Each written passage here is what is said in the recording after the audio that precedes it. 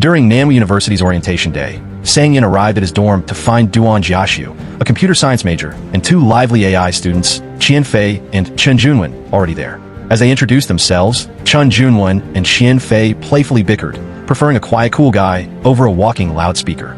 Sang-yin stated that what bothered him most was noise. Their conversation then turned to sleepwalking, which they humorously agreed would be the most terrifying thing a roommate could do. Moments later, Su Haowen rushed in, disappointed that he was assigned to the adjacent building instead of sharing a room with Sang-yin. The next morning, Wen Yifan awoke to find herself in Sang-yin's bed, with his arm wrapped around her. She quickly checked her clothes before trying to slip away, but Sang-yin stirred and caught her. Wen Yifan explained that her sleepwalking was uncontrollable.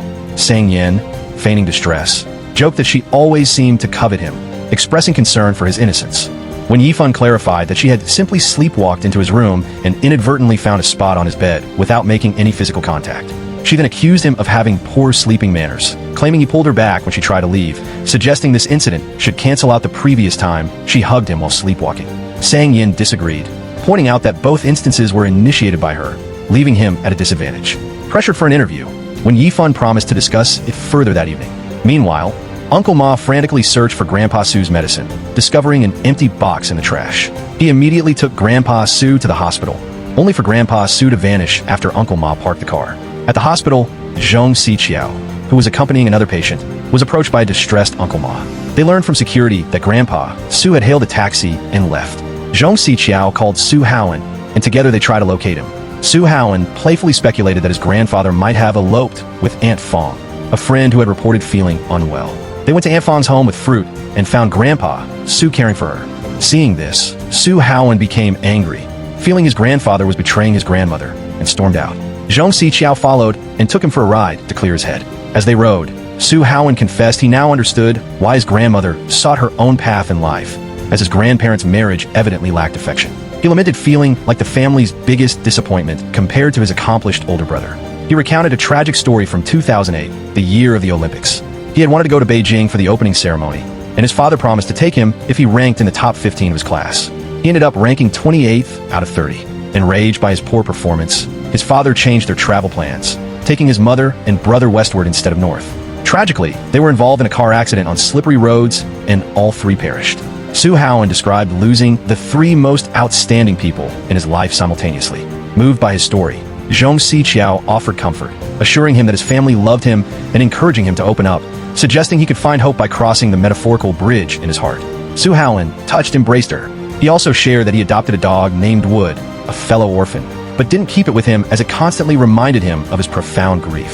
Later, Wen Yifan met Zhong Siqiao for dinner and indirectly sought advice on how to repay someone after inadvertently sharing a bed. Before Zhong Siqiao could fully respond, she received an urgent call from Uncle Ma. Grandpa Su was distressed, muttering about a car accident and someone in urgent care, but couldn't articulate details, and Su Haowen was unreachable.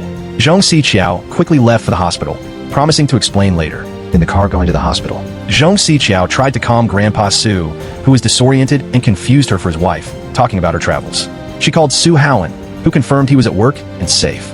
Grandpa Su then regained clarity, explaining he had seen a car flip over, triggering vivid memories of his son and daughter-in-law's fatal accident. He apologized for causing alarm, then tenderly touched Su Haowen's head, assuring him that his grandparents would always care for him. Overwhelmed, Su Haowen walked away, and Zhong Siqiao followed to comfort him. She spoke of how elderly people, like her own father, can become stubborn and childlike. That night, Zhong Siqiao, reflecting on the day, hugged her father upon returning home. Her mother, concerned about her sneezing, quickly prepared cold medicine for her, making Zhong Siqiao feel cherished. To avoid going home early, Wen Yifan contacted Mu Qingyun, offering to help him pick out a gift. Mu Qingyun inquired why she reported her arrival time to Sang-yin, to which Wen Yifan replied it was part of their co-renting agreement. Mu Qingyun then brought up Sang-Yan's high school crush, mentioning that Sang-Yan had pursued a girl he liked for a long time, but never won her over and couldn't forget her even after college graduation. This news saddened Wen Yifan. Mu Qingyun recalled Sang-Yan saying at a graduation dinner that he wasn't sentimental, and that if he encountered his first love again, he would still be kind to her, but his mindset would be different. Mu Qingyun then warned Wen Yifan to be cautious around Sang-Yan, implying he might have ulterior motives, especially with her. Wen Yifan, seeing through his intentions, advised him on journalistic ethics, asserting that sincerity, not mere experience, defined genuine affection, describing first love as simple and selfless, with no expectation of return. Upon returning home, when Yifan cautiously entered, only to encounter Sang Yin emerging half-naked from the bathroom. Flustered, she stammered a reminder about locking doors and adhering to their agreement on appropriate attire in shared spaces. Sang Yin, who had been drinking, playfully poked her face and observed her blushing. When Yifan attributed her red face to the heat and her inexperience with seeing a man naked, reiterating their agreement, Sang Yin dismissed her concerns, claiming that since they had already kissed and touched, and even shared a bed, his state of dress was irrelevant. When Yifan promised to try harder to avoid such situations, asking him to do the same. Sang Yin, however, noted her consistent, ineffective approach and made one request: that she maintain distance from other men until she found a permanent solution to her sleepwalking, as he didn't want to be her pushover.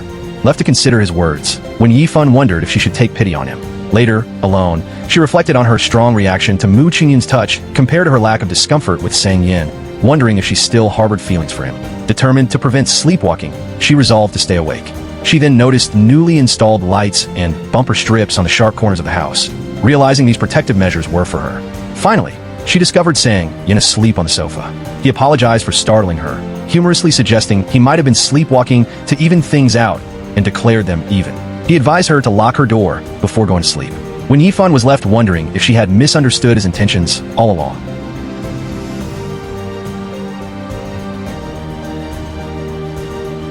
If you love the story, subscribe for the next episode.